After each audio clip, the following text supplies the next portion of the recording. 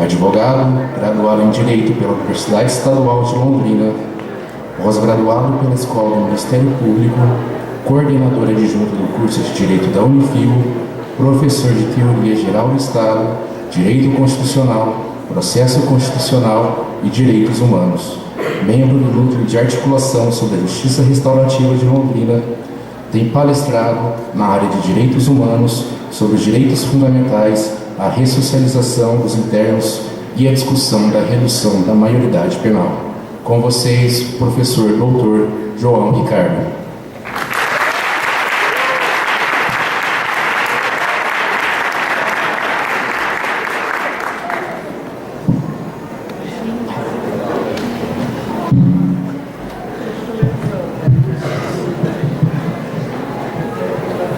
Boa noite a todos.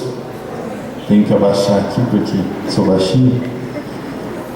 Quero primeiramente cumprimentar a coordenação do curso na pessoa do professor Dr. Osmar Vieira, que aqui se encontra, que não mediu esforços para que nós tenhamos então a concretude do 16º ciclo de estudos jurídicos da Unifil. Para mim é uma grande honra, Dr. Osmar, fazer parte desse ciclo e colaborar de todas as formas possíveis com o curso de Direito da Unifil. Quero cumprimentar também aos organizadores do evento, a professora Renata, a professora Ana Karina, que aqui estão, coordenadores executivos do evento, e também o nosso centro acadêmico, que também não mede esforços para que tenhamos então um grande evento, uma semana de peso para a Unifil. Parabéns a todos, senhoras e senhores, senhores alunos. Bom, com relação ao tema que eu escolhi, até coloco no currículo a primeira classificação como advogado. Aprendi isso com o professor Dalmo Dallari. O professor Dalmo Dallari já dizia isso, que antes de mais nada nós somos advogados. Tenhamos o que tenhamos os títulos que venhamos a ter, nós somos advogados. Então aprendi isso com o professor Dalmo Dallari. Como advogado, recentemente enfrentei uma questão no Juizado Especial Cível. E até interessante porque quando eu lancei o tema desse painel, fui confundido com o professor João Dias. Porque o professor João Dias é professor de Juizado Especial Cível. E somos os Joões, né, do colegiado, né, professor Osmar? Mas na verdade não. O viés ele é puxado para a questão dos direitos fundamentais, especificamente a questão da ampla defesa. Muito bem, eu representava uma empresa, nessa oportunidade estava numa audiência de instrução, e ao término da audiência de instrução, no momento oportuno, eu indaguei, me coloquei perante a juíza leiga, e ali pedi então que me fosse dada a oportunidade para as alegações finais. As alegações finais na modalidade oral, diante do princípio da oralidade, que é um dos princípios vigentes no Juizado Especial Cível. Muito bem. Nessa situação, nessa questão, a juíza, numa primeira oportunidade, disse o seguinte: doutor, diante da complexidade do caso, que a sentença também não vai ser proferida nessa oportunidade, eu oportunizarei que memoriais escritos sejam então juntados a posteriori. Tudo bem. Mas aí foi a minha falha, isso não foi gravado. E no mesmo dia a juíza leiga proferiu a sentença, condenando a empresa que eu representava, juntando o projeto de sentença. E no dia seguinte, o juiz togado estava homologando, porque assim funciona no juizado. O juiz leigo apresenta o projeto de sentença e depois o juiz togado homologa, ou não. E aí isso me surpreendeu, porque me foi ceifado, então, o direito de ampla defesa enquanto advogado e do meu cliente, dessa maneira. E então começou uma discussão que hoje motiva aqui esse painel, a questão da ampla defesa. Militei durante muitos anos na esfera criminal, e na esfera criminal a proteção da ampla defesa é extremamente importante, inclusive causando nulidade absoluta a ausência dela, até diante de novas leis que foram implantadas na área de direito penal e processo penal, que assim o digam, né? Mas, no juizado especial, a Lei 9.099/95, realmente não existe a previsão do que nós falamos de alegações finais. Bom, para que a gente possa alcançar o público, inclusive o público aqui, que é de primeiro e segundo ano, vamos dizer primeiro ano, que seria alegações finais, as alegações finais é um momento muito importante em que o advogado, ou seja, ambos os advogados, no caso do juizado especial, mas no caso que foi ceifado, mas vamos colocar isso na justiça comum, por exemplo, na justiça civil, ambos os advogados podem estar então fazendo um resumo do caso, que seriam então essas alegações finais, nós chamamos de alegações finais, e esse resumo do caso seria toda a questão probante, ou seja, a questão probatória, que ela volta a ser discutida para que então o juiz, dentro do seu princípio da motivação, né, ou seja, a sentença motivada diante das provas que foram produzidas no processo, ele possa então concluir a sua sentença de forma imparcial, diante de todos os princípios que vigem também a magistratura. Bom, diante dessa questão, nós entramos numa outra celeuma. Eu sempre trago isso dos meus alunos, a questão da pirâmide kelsiana, pirâmide de Kelsen. Trazendo de novo à tona, não trouxe ela aqui para nós discutirmos no telão, mas não é difícil de mensurar, o que eu vou falar é bem simples, até para que a gente possa atingir a todos, mas no pico da pirâmide kelsiana, quando se fala em hierarquia de normas, nós temos a Constituição. Muito bem. Abaixo da Constituição nós temos o que nós chamamos de infraconstitucional, tudo que é infraconstitucional, inclusive os tratados de direitos humanos que não são ratificados por 3/5, né, que seria o quórum de maioria qualificada previsto na nossa Constituição, que então trazem aos tratados o status constitucional. Bom, a lei do juizado especial, em específico, ela é uma lei ordinária, criada em 1995, portanto, diante da pirâmide kelsiana, ela estaria abaixo da Constituição. E a gente começa a construir uma linha de raciocínio.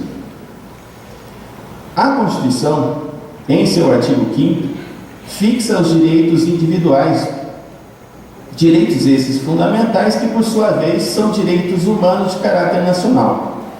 E os direitos humanos, já no artigo 4º, inciso 2º, já diz que eles são prevalentes, devem prevalecer. E assim nós vemos na nossa Constituição toda ela alimentada de direitos fundamentais dentro dos seus 250 artigos. Nós presenciamos isso. Dentro dessa realidade, nós temos então que os princípios e regras começam a aflorar. Muito bem. Dentro disso nós temos, volto a frisar, a Constituição no pico da pirâmide e logo abaixo da Constituição as normas infraconstitucionais. Essas normas infraconstitucionais estão hierarquicamente dispostas de forma dependente à própria Constituição. E aí nós temos o que nós chamamos de controle de constitucionalidade. Dentro do controle de constitucionalidade, né, nada pode ser tangível à Constituição. Até a própria espécie normativa e emenda constitucional é a única espécie normativa que tem status constitucional, porque é a única que pode mudar o texto constitucional. E nenhuma outra norma pode, dentro da supremacia do texto constitucional, princípio da supremacia. Mas veja, eu estou falando aqui de leis e princípios. E aí eu tenho que trazer à tona um objeto que já foi questão discutida por professor Medina, do mestrado de Maringá, que fala muito bem sobre isso, e fala sobre a questão do conflito entre regras e princípios, e essa divisão de normas jurídicas. E aí nós vamos ter que invocar Dworkin e Bookchin, né? Então, aliás, Dworkin e Alexie. Robert Dworkin, justnaturalista norte-americano, traz para o ordenamento geral a questão da discussão da divisão das normas jurídicas em dois blocos, ou seja, as regras e os princípios. Portanto, o que eu quero me ater mais é na questão dos princípios. Os princípios, especialmente os princípios constitucionais e especialmente o princípio da ampla defesa. Muito bem. Dentro dos princípios, né, e esse conflito entre princípios e regras, para Dworkin, que é alimentado depois por Alexis, Dworkin já dizia que regras são válidas ou não válidas. É o que nós chamamos de 8 ou 80. Ou a regra é válida e ela gera os seus efeitos, ou ela não é válida e ela não gera os seus efeitos. Mas, entendendo nessa divisão entre regras e princípios, os princípios não podem ser classificados dessa maneira, até pelo fato de que não existe, por exemplo, uma incondicionalidade entre dois princípios constitucionais ou princípios fundamentais. Por quê? Porque aí nós entramos numa outra seara, que seria então o princípio da proporcionalidade em sentido amplo e não proporcionalidade em sentido estrito, que é derivada da proporcionalidade em sentido amplo, que seria um subprincípio. Mas, onde eu quero chegar é o seguinte: os princípios não podem ser classificados como regras válidas e inválidas. E dentro dessa questão, princípio, que é norma, não deixa de ser norma, mas a base do próprio direito, ele tem que estar no suporte e ser tangível e respeitado por todo ordenamento jurídico. Quando nós falamos em princípios do processo civil, que aqui é discutido, temos aqui o professor Adilson, que é professor de processo civil, os princípios do processo civil, e dentro dos princípios do processo civil, um grande norteador, princípio constitucional existente no processo civil é o princípio do devido processo legal. O devido processo legal, por sua vez, deriva outros princípios, especialmente na esfera criminal, que são o princípio da presunção de inocência, o princípio do contraditório e o princípio da ampla defesa, que é onde eu quero chegar. Muito bem.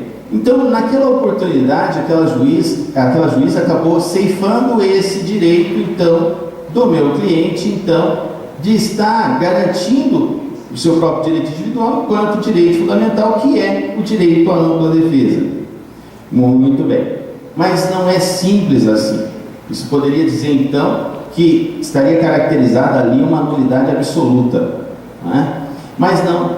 Por quê? Porque a própria natureza da lei do juizado especial civil, cíveis e criminais, é justamente a celeridade processual, que está intimamente ligada com outros princípios, que são o princípio da celeridade, da informalidade, o princípio da oralidade, que são princípios que também devem ser garantidos. E dentro da visão de Dworkin, nós não podemos dizer que princípios vão superar outros princípios, nem que sejam constitucionais. Veja a discussão onde pode chegar.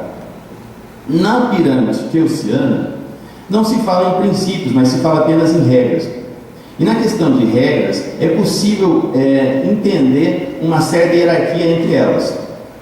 Para vocês terem ideia, até hoje o Superior Tribunal de Justiça entende que existe hierarquia entre a lei complementar e a lei ordinária, sendo que o Supremo Tribunal Federal já entendeu que não existe hierarquia já há muitos anos, porque ambos estão interligados e dependem da própria Constituição. Então essa discussão faz levar, e os meus alunos de direitos humanos sabem disso, a questão do Pacto de São José da Costa Rica, especialmente quando se fala da questão do depositário, da prisão do depositário infiel, a questão civil, e essa questão hierárquica, que foi até fez com que houvesse até mesmo um divisor de águas dentro do próprio Supremo Tribunal Federal, quando julgou o recurso extraordinário que tangia essa dimensão, essa natureza. Mas não é disso que eu queria falar justamente do princípio da ampla defesa. Portanto, o princípio da ampla defesa é um princípio de direito individual, direito fundamental, e que por sua vez é direito humano, de caráter nacional. Se a Constituição, em seu artigo 4º, afirma que os direitos humanos devem ser prevalentes, portanto, o direito deve ser prevalente quanto a outros direitos. Mas nós estamos falando de direitos, é muito bacana estudar isso, questão de regras e direitos, mas nós estamos falando de outros direitos, nós estamos falando de princípios. E como eu já dizia, não existe inconstitucionalidade entre princípios. Um conflito entre dois princípios, por exemplo, uma questão bem simples, imagine só, um cidadão que é fruto de uma inseminação artificial, que tem e isso acontece de forma frequente, ele tem uma dúvida muito grande, tem uma vontade muito grande de conhecer o seu pai, e o seu pai tem um contrato junto àquele hospital de doação de sêmen, em que garante um outro direito a ele, segundo um outro princípio. E nós temos dois conflitos de princípios, que seria então o princípio da identidade versus o princípio da intimidade. E ambos esses princípios são princípios constitucionais, são direitos individuais, direitos fundamentais. E como se resolver uma questão dessa natureza?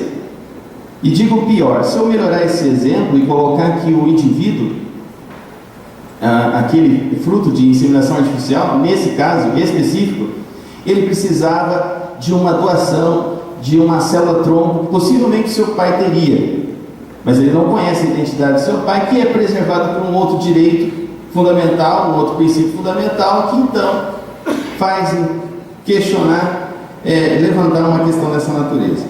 Mas professor, é fácil a gente imaginar que nesse caso nós temos o direito à vida, e o direito à vida deve se sobrepor. Exatamente. Mas aí mais uma vez nós invocamos do Word, né? E Alex levando justamente a sua linha de pensamento, que é o direito, o princípio da proporcionalidade. O princípio da proporcionalidade que gera uma ponderação entre princípios para que então nós possamos entender, no caso concreto, qual princípio deve ser aplicado. Portanto, o que eu quero deixar muito claro é que de forma alguma pode-se se menosprezar os princípios expressos dentro da lei do juizado especial. O princípio da oralidade, da serenidade, da informalidade, que são princípios que estão expressos no próprio juizado especial. Isso visa uma aceleração, um aceleramento dos ritos processuais. Nós temos que com certeza levar à tona a grande moralidade da justiça brasileira. Isso não acontece só no Brasil. Saibam vocês que isso não acontece só no Brasil. No estado de São Paulo, hoje, uma apelação criminal leva cerca de 1 ano a ser julgada. Pode chegar até 2 anos a ser julgada uma apelação criminal. Eu sei disso porque eu advoguei na Justiça Criminal em São Paulo. Então nós passamos a ter uma moralidade exacerbada.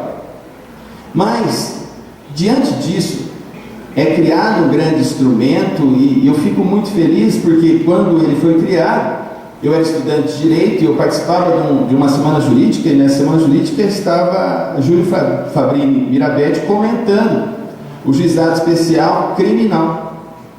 Ele até na oportunidade errou, ele, em vez de falar que estava em Londrina, estava feliz de estar em Londrina, ele falou que estava feliz de estar em Porto Alegre.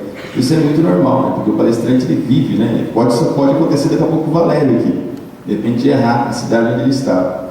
Mas naquela oportunidade tinha acabado de aflorar, também dessa perspectiva que nós trabalhamos, temos que entender essa questão dos princípios e a importância dos princípios na sua aplicação. E diante disso, né, nós temos que entender que o princípio da ampla defesa, no caso concreto, aplicado dessa forma, nesse caso em específico, acabou prejudicando uma das partes. Então nós temos que aplicar o princípio da proporcionalidade em sentido estrito, que bifurca do princípio da proporcionalidade no sentido amplo, para então chegarmos à razoabilidade. Ou seja, o que seria razoável? Seria razoável a mensuração de princípios e o estabelecimento de um princípio maior, que seria o princípio existente na própria lei do juizado especial? Ou seria razoável sobrepor a Constituição mais uma vez, utilizando um princípio constitucional que então seria prevalente, conforme a própria Constituição assim estabelece. Diante disso, muito embora a lei seja clara, e o objetivo da lei do juizado especial é o aceleramento justamente desses processos, né? Essa grande gama de processos, a informalidade do juizado especial traz à tona então, especialmente a questão dos acordos, né? Os acordos que são o objetivo maior, que seria a conciliação. A instrução não é muito valorada, até os próprios juízes leigos eles buscam sempre uma conciliação. em detrimento à instrução e julgamento, e até mesmo quando você advoga no juizado, muitas vezes você não aceita o acordo, você sequer faz uma proposta de acordo, você é taxado como sendo então, ou seja, o grande vilão daquela causa, né? Então eu falo, o doutor não fez nenhuma proposta, né? Então ali naquele momento já existe vamos dizer, um juízo de valor, né? Já passa a haver um juízo de valor. Às vezes o advogado não faz nenhuma proposta porque tem certeza que o cliente dele ganha a sua causa, ou tem pelo menos garantido a sua justiça. E a busca da justiça é muito importante, até mesmo que seja em detrimento ao juízo de conciliação. Isso é bastante importante. Então, dentro dessa perspectiva, eu tive então o meu cliente, nessa oportunidade, ceifado do princípio constitucional, a garantia constitucional da ampla defesa. Não havendo ampla defesa, eu entrei com embargos declaratórios, logo depois do projeto de sentença. Os embargos foram acolhidos, foram recebidos, mas não foram conhecidos, porque justamente por conta do enunciado número 35, que diz que é dispensável as alegações finais no rito sumaríssimo do juizado especial. Seria dispensável. Eu sabia que viria, né, essa resposta da juíza leiga, a mesma juíza que já tinha proferido a sentença, mas precisava que isso fosse feito de forma declarada. O juiz togado homologou a sentença e eu entrei com o recurso nominado na turma recursal, justamente objetivando a reforma dessa decisão, que não só pela questão constitucional, mas pela questão de mérito também, que não venha o caso aqui, não venha o mérito, questão de mérito que não venha o mérito, merece uma revisão, no meu entender. Mas essa discussão, ela pode chegar até os umbrais do nosso Supremo Tribunal Federal. Porque se você alimenta, enquanto advogado, uma questão constitucional em questão incidental desde a primeira instância, sabendo que nós temos hoje no Brasil o sistema híbrido de controle de constitucionalidade, que ele pode ser difuso, né? Ou ele pode ser abstrato. Sendo difuso, qualquer juiz, inclusive de primeira instância, pode proferir uma sentença de controle de constitucionalidade, ou até chegar aos umbrais mesmo do Supremo Tribunal Federal, para que assim decida a matéria constitucional. Claro, sempre em abstrato, né? Eu digo isso em processo constitucional, que o Supremo Tribunal Federal não interessa a morte da Bezerra, mas interessa a morte, ou seja, não interessa a morte do Joãozinho, que não tinha cérebro, mas interessa a anencefalia, né? Então isso é importante dizer, que o Supremo Tribunal Federal entende e decide as questões constitucionais, nossa Suprema Corte, as questões constitucionais, sempre blindando, por essa ser a sua competência, a própria Constituição. E aí nós chegamos no ponto máximo da questão do conflito dos princípios. O princípio da celeridade, da informalidade, da própria oralidade, né, não fere o direito fundamental, desde que ele seja garantido. E se falarmos então de garantir a ampla defesa, no momento da audiência, quando eu discutia com a juíza e pedia então a oportunidade da ampla defesa de forma indireta, que era então que eu fizesse a sustentação oral das minhas alegações finais, e essas não foram permitidas, e ainda alimentando a esperança de um advogado de que depois seria dado prazo para então fosse feitas as alegações que seriam a priori orais, diante do respeito do princípio da oralidade, seriam então elas oferecidas na forma de alegações finais em forma de memoriais escritos. Eu, sedimentado e até mesmo envolvido com a minha natureza e a minha antecedência na justiça criminal, acreditei piamente que aquele direito seria garantido naquela oportunidade. Leigo eu, né? Leigo eu com os meus poucos cabelos, como já digo agora, né, que eles estão caindo, mas leigo eu, né, diante dessa situação, né, só não perco por Fragoso, né, Fragoso? Ainda não, ainda estamos chegando lá. E dentro dessa situação, a gente chega à perspectiva final de entender qual seria o princípio a ser adotado, a ser aplicado no caso concreto, até mesmo diante do apoio do princípio da proporcionalidade e da razoabilidade. O fundamento da sentença, não trouxe ela aqui comigo, mas o fundamento da sentença é justamente a questão da celeridade processual, ou seja, se fosse oportunizado naquele momento, nas alegações finais, que elas então fossem aplicadas na forma de memoriais escritos, isso poderia estar ferindo um outro princípio, que seria o princípio da celeridade e também o princípio da oralidade, muito embora eles teriam sido garantidos anteriormente. Dentro disso, nós temos a posição do Supremo Tribunal Federal. Eu trouxe aqui as palavras do ministro Fux, que fala sobre essa questão pontual da seguinte maneira: a despeito do silêncio da lei, deve o juiz conferir a palavra às partes para as alegações finais, haja vista a sua utilidade e necessidade diante da novidade e da concentração da prova. Eu acabo de falar aqui, né, de trazer de volta palavras de um ministro do Supremo Tribunal, o ministro Fux, que entende também que o direito da ampla defesa, nesse caso, deveria ser garantido diante da omissão da própria lei. Mas será que a lei foi omissa por conta de um descuido? Ou será que ela foi omissa por garantia de um princípio? É isso que nós temos que entender, de um ou mais princípios. Será que ceifar a questão das alegações finais no Juizado Especial Civil seria um descuido dos nossos queridos membros do Legislativo? Tiririca que o diga, que alcançou quase 1 milhão de votos, né? Foi o segundo mais votado em São Paulo. Pasme, né? Todos nós. Mas interessante, pelo menos o Tiririca não faltou a nenhuma sessão, coisa que muitos doutos ali faltaram. Sendo que o nosso Brasil, né, professora Ana Karina, tem apenas um tratado internacional de direito humano ratificado com status constitucional, que é a Convenção Internacional das Pessoas com Deficiência. E eu digo isso desde a emenda de 2004, então já faz 10 anos que isso aconteceu.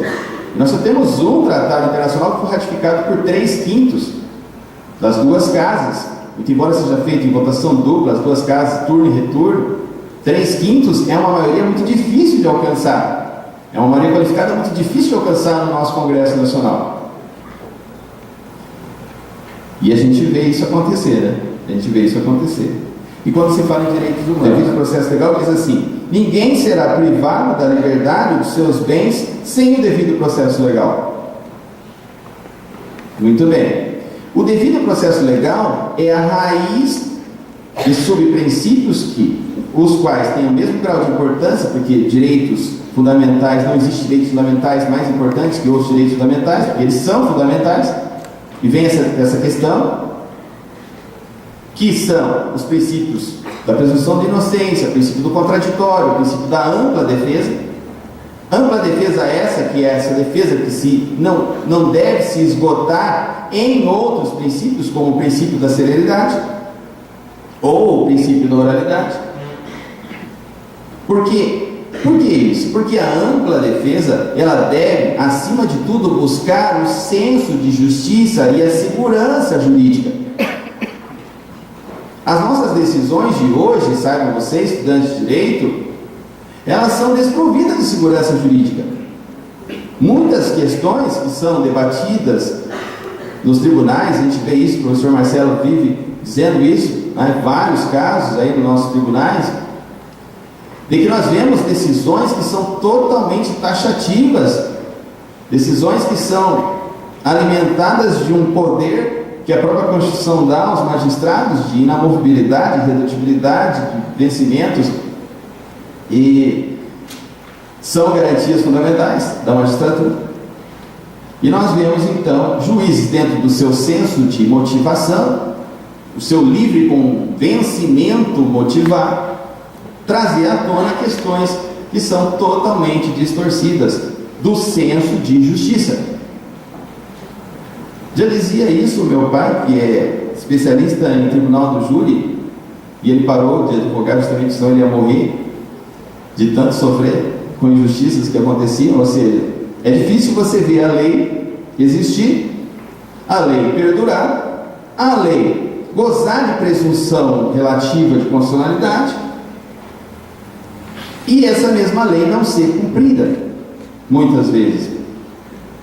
Professor, mas o senhor está com um desabafo rancoroso dessa decisão. Não, eu estou alimentado de uma esperança de que o meu recurso será julgado procedente na turma recursal, porque senão vou bater nos tribunais superiores, né? Tentarei, pelo menos, né, professor, chegar ao Supremo Tribunal Federal, levando essa questão incidental, que eu já trago de forma separada, da questão do mérito no juizado, e é possível chegar, através do juizado, ao Supremo Tribunal Federal. Como assim, professor? É difícil chegar ao Supremo Tribunal Federal? Sim, é bem difícil chegar ao Supremo Tribunal Federal, até porque existe um filtro.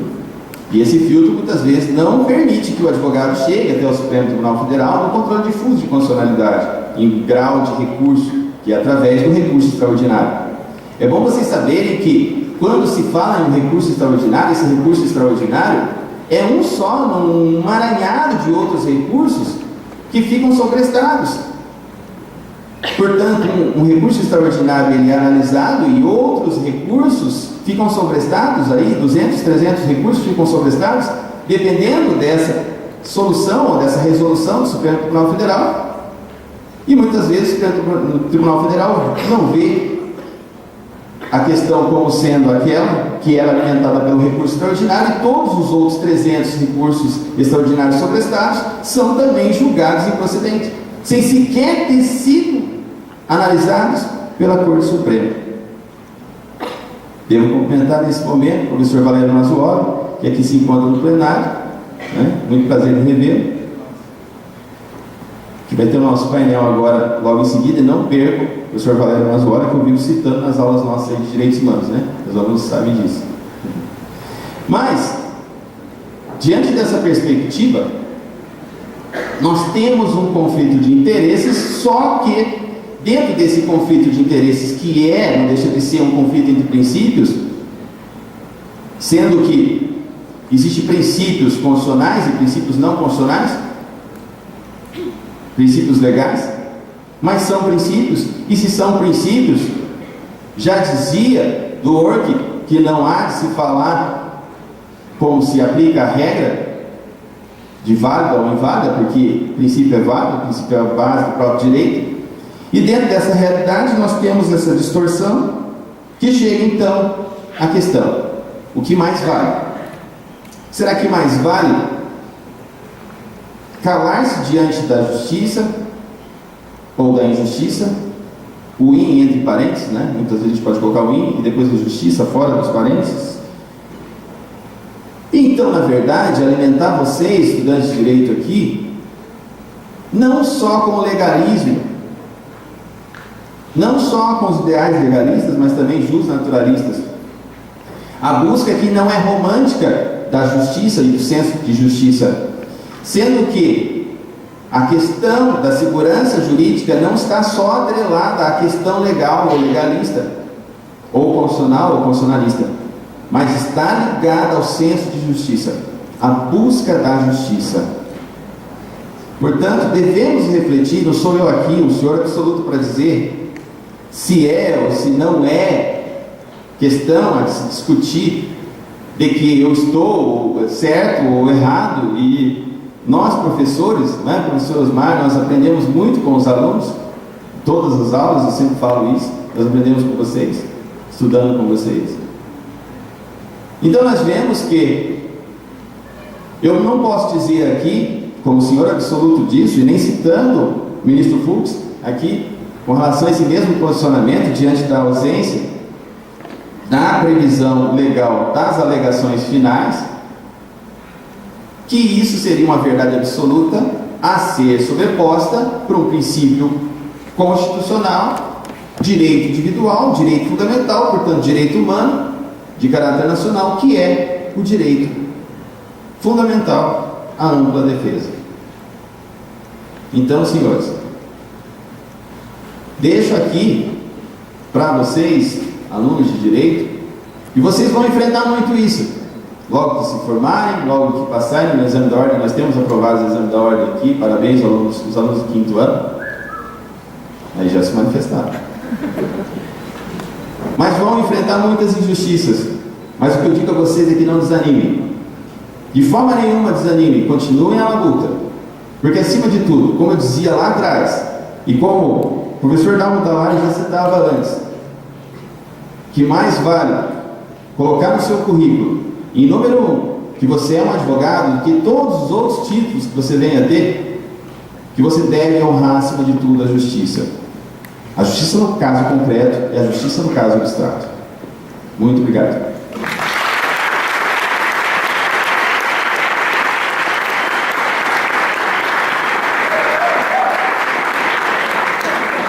Agradeço ao professor João pela brilhante palestra que ele proferiu nesta noite. Nesse momento, abro para o momento de pergunta dos ouvintes. Alguém tem alguma pergunta a fazer ao professor?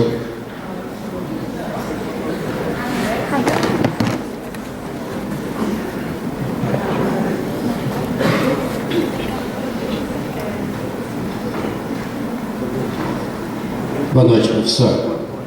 Boa noite, professor Dilson. Professor João, deixa eu só, como você disse, não externando uma posição definitiva, até porque o certo e o errado no direito é muito difícil de se afirmar, mas dentro desta posição e deste caso, se nós considerarmos que a lei infraconstitucional do juizado especifica como princípios ali aplicáveis o princípio da celeridade, o da informação e o da oralidade, e que, salvo engano, a abertura de prazo para a realização de razões finais orais de modo algum afetaria a celeridade processual, porque a celeridade não vai se contar em minutos, e seria lhe dado ali poucos minutos para esse fim. E se nós considerarmos que existem normas, diante até do princípio da prevalência constitucional, se nós temos normas constitucionais, então em norma, princípio, norma, regra, nós temos princípios constitucionais que devem prevalecer sobre princípios infraconstitucionais. Bom, se não há choque entre o princípio constitucional da celeridade, lá posto na lei do juizado, e também considerando que os outros dois princípios, oralidade e a simplicidade, não são constitucionais, mas meramente previstos na norma infraconstitucional, não haveria aí a necessidade da aplicação. Você talvez até não afirmou isso com certeza, mas eu só estou colocando essa ideia. Não haveria então a necessidade da aplicação do princípio do super-princípio ou sobre-princípio, para que nós pudéssemos cotejar entre o princípio constitucional da ampla defesa, que você defende, obviamente, com o princípio constitucional da celeridade, também defensável.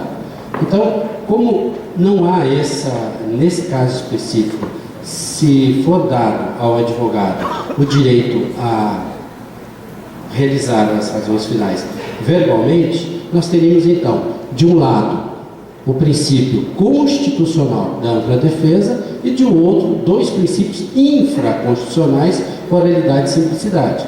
Então, talvez reduzir-se a situação a aplica-se o princípio da prevalência constitucional com relação às normas, mesmo se as normas forem meramente princípios, e o meramente está bem entre aspas, porque para mim princípio vale inclusive mais que norma escrita, e para finalizar, nesse segmento de ideias, com certeza, leva-se ao Supremo para que ele se posicione a respeito da prevalência ou não da Constituição e de princípio constitucional sobre princípio infraconstitucional. Me parece que, com certeza, você chega lá. Se haverá ou não a procedência é outra coisa. Do recurso. Chegar às portas e adentrar ao Supremo com esta questão me parece bastante razoável. Pessoal, antes de responder a pergunta do professor Adilson, eu me emociono, realmente me emociono, porque o professor Adilson foi meu professor na graduação na UEL. Obrigado, hein, João? Obrigado.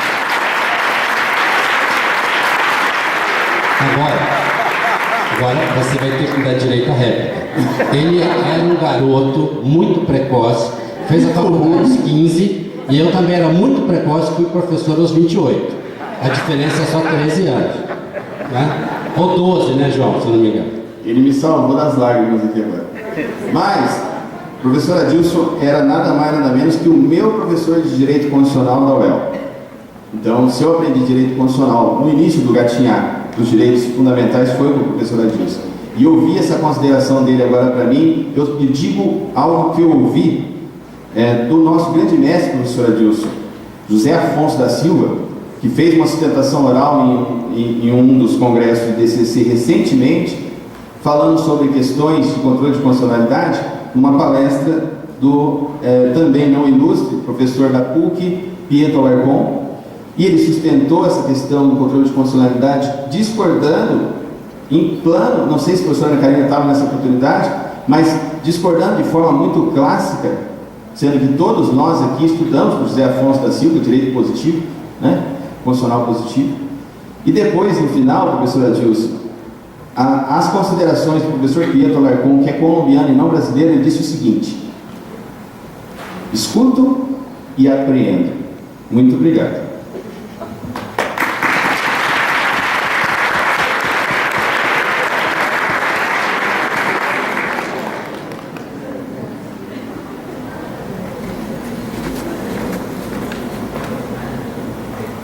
Alguém mais na plateia que tem um questionamento ao professor? Não? Agradeço, professor, novamente, a brilhante palestra que o senhor ministrou a nós aqui. Nossos agradecimentos ao palestrante desta noite pela ilustre presença e contribuição à nossa comunidade acadêmica. Uma salva de palmas, professor.